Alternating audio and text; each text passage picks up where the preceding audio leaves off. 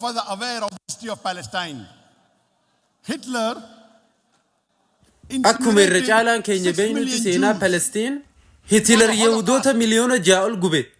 Yahudoonni kunneen Palestiimota kolgaltummaa gaafachuudhaan Palestiimoonnis garaa banaadhaan isaan simatan. Obboleeyyan keenya Palestiimoonni garaa banaadhaan isaan simatanii turan Yahudoota jechuudha. Gaaddisa ta'anii fi akka obboleeyyan isaanitti ilaalaa turan. Ifii ol dabarsanii nyaachisanii obaasan. Garuu ammoo wanti barootaaf dhaga'amaa jiru. Warri kolgaltummaadhaan simatame kun warri akka keessummaa dhufee simatame kun qe'ee Palestiimota irraa fudhatee akka qe'eesaatti dhuunfatee gaafa isaan qe'ee keenya nu deebisaa jaaniin akka waan shororkeessitootatti shororkeessitoota jaanii aamu. Warri simatame gaafa isaan dahoo dhaban dahoo ta'eefiini shororkeessaa ja'a. Kun waanuma barame addunyaa tanarratti. Many places in the world. Addunyaa kanarratti bitti hedduu yoo ilaalte uuma kana agarte. Akkasuma Ingilizoonni, Faranjii, Biritishii fi Poortugaal. Sadi lammaffaa harka addunyaa tana qabatanii turan. Keessattuu Biritish bikka hedduu qabachuudhaan beekamti. Lafa dhaloota isaanii tan jalqabaatan ta'in jechuu. Eeganaa biyya dhaloota koo biyya Indiyaa dhufaniiti. They occupied many parts of the world. They came to my country India and they Baqadsiin Nuunjaan. Yeroo Baqadsiin Indiyaa keessaa isaan baasuuf yaalu shororkeessaa guddaa akka ta'etti ibsan. Baqadsiin jechuu. They occupied USA America. USA Ameerikaas qabanii turan. Yeroo George Washington bilisummaa biyyaaf jecha isaan irratti qabsaa'u British shororkeessaa akka addunyaa lakkoomsa tokkoffaa jaanii isa yaaman. Akkasuma ammaas akkuma hundi keenya beeynu seenaa Afrikaa kibbaa Nelson Mandela jechuu. Gaafa inni bilisummaa biyyaaf jecha qabsaa'u shororkeessaa lakkoomsa tokkoffarra jiru jaamee waamamee waggaa 25 fi mana hidhaa Roobil Islaand keessatti hidhamee ture. Nuti akka lammiilee Indiyaatti garuu akka qabsaa'aa bilisummaa tokkotti isa yaamna. Basiliin jennee malee shororkeessaa miti. Ameerikaanonni George Washington akka shororkeessatti osoo hin taane akka qabsaa'ota bilisummaa gurguddoo keessaa tokko ta'etti lakkaawan. Akkasuma ammaas lammiileen Afrikaa kibbaa Nelson Mandela akka shororkeessaa osoo hin ta'in akka qabsaa'aa bilisummaa guddaa ta'e tokkotti lakkaawan. Akkuma amma obboleeyyan keenya Palestiin keessa jiran itti ilaala waraana isaanii isaan farzi qadaayaa godhu jiran. Iddoo qulqulluu Islaaminaa keessatti iddoo sadaffaa qulqulluu tan taate Masjidul Aqsaa eeguudhaan.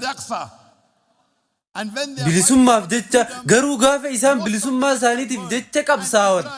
Irra caalaan addunyaa warra dhiyaa fi Israa'eloonni shororkeessitoota jedhanii isaan yaamu. Garuu nuti Musliimoonni qabsaa'ota haqaa qabsaa'ota bilisummaa jennee isaan yaamna. Isaan lafa isaanii eeggatan.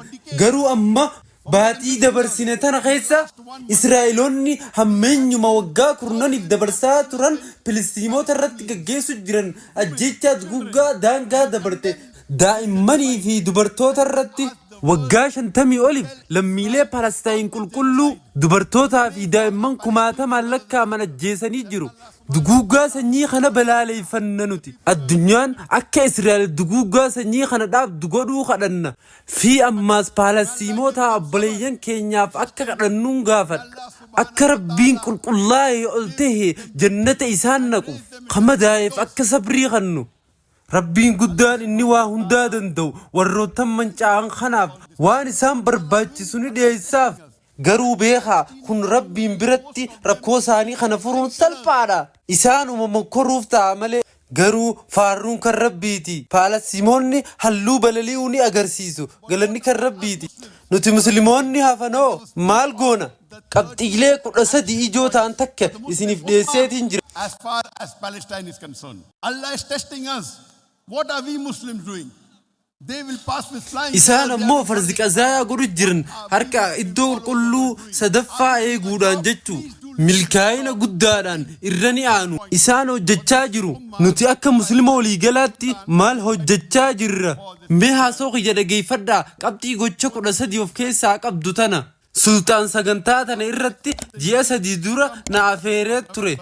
Adoolessa lama akkaan irratti hirmaadhuuf eegaa waamicha fudhadhe booda abukaatonni Maaleeziyaa keessatti dhimmi barbaachisaan tokko akka ta'ee fi adoolessa lama irratti argamuu akkaan qabu natti himan. I said no. Ani garuu I'm lakki giving the vote to the dubbii Sultan. sultaaniif I cannot kanneeraan cancel my jeen. trip. And today Akkasuma morning, ammaas few hours back sagantaa was the xiyya qophii hearing xiyya tanii by the Maaleeshiyaa Body keessatti case. qabu I had haquu filed a hin danda'u defamation case jeetti himeetiin against har'a Ramaswamy. ganama sa'aatii muraasaan dura ture dhaddacha dhumaa fi murtii dhimmichaa irratti Penang. He was. Because nama maqaan isaa Iswaamii jedhamu kan itti aanaa muummicha ministeera Penaangii ta'e irratti himannaa maqaballeessii baneetiin ture. Sababiin isaas inni akka zeen arrabsee ture waggaa 4 dura hagayya bara 2019 isseetii Maaleeshiyaa kalan keessatti barnoota kannaatiin ture. Rabbiin fadheetis namoonni 100 ol haasawaa kiyyasan irratti hirmaatanii turan. Walgayii amantii biyya Maaleeshiyaa keessatti isa guddaa fi ajaa'ibaa ture. Kun osuma kanaan jiruu namoota musliimantanii wajjiin wal muguduu jalqabne waliif falmuu jalqabne guyyoota muraasa booda namoonni kun deebi'anii jibbiinsa isaanii mul'isan na duratti dhaabbatanii Dr. Zaakir shororkeessaadha Dr. Zaakir nama jibbiinsa amantii lallabunaan jedhan. so what I did, I picked up the 5 most Kanaaf important people ammaaliin who were godhe behind me. namoota And most shan of them, kan all of them, babbeekamoo ta'an namoota shan babbeekamoo kan ta'aniin keessaa qabadhe. I sued them.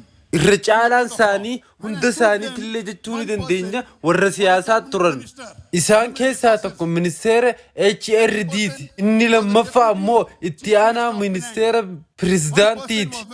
Tokko ammoo miseensa paarlaamaa ture. Namni shanaffaa fi afuraffaanis miseensuma paarlaamaa ture. Namoonni hundinuu maddi kiyya waan hin duuteef natti roorrisaa turan. Maaliin godheenis himataan irra bane lammaffaa isaan irratti. Isaanis eenyu alagaan akkanaa kun jaanii wal gaafatan yoo himata muummicha ministeera banne yoo akka feene qeeyne himanni akkanaan irratti hin banamu jaan. Inni alagaan himachaa jiruudha jaan. Eeganaa isaan hundi mana murtitti dhiifama gaafatanii rabbi isaan haatiisu dhiifama godheef garuu ammoo diina islaaminaa guddaa ta'e tokko dhiifama hin gooneef. Dhimma mana murtii dhiifnee akka itti fufnuun itti hime. Dhimmichinis waggaa 2 mana murtiirra ture. Arruma ganamaan tanaas murtiin kun tureera. Murtiin kun kan namuun dura sa'aatii muraasa duraan dhufe. Yeroo kanatti itti aanaa muummicha ministeeraa akka haati murtii Ramaswamy himan jedhutti maallaqa riingii Maaleeshiyaa doolaara miliyoona takka tuqaa 5 Dr. Zaakir Naayikiif beenyaan akka kafalamu murtaa'ee ture.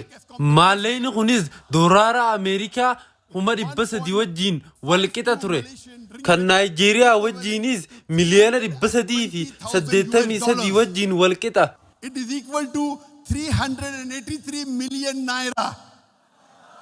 If $1 is 1,200 naira, then the judge of High Court ordered Ramaswamy to pay Dr. Zakir Naik within 30 days 1.52 million ringgit, which is equal to 320,000 US dollars, which is equal to 383 million naira.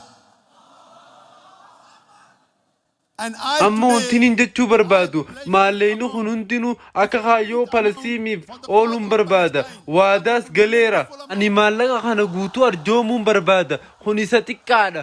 Waan xiqqaa ani gochuu danda'uudha. this is the least I can do. Maallaqni kun guutuun isaa inninis riingii miliyoona takka tuqaa 5 doolaara Ameerikaa miliyoona 320 ta'e kun Naayijeeriyaa miliyoona 388 obboloota keenya kan Falastiiniif waadaan hin gala.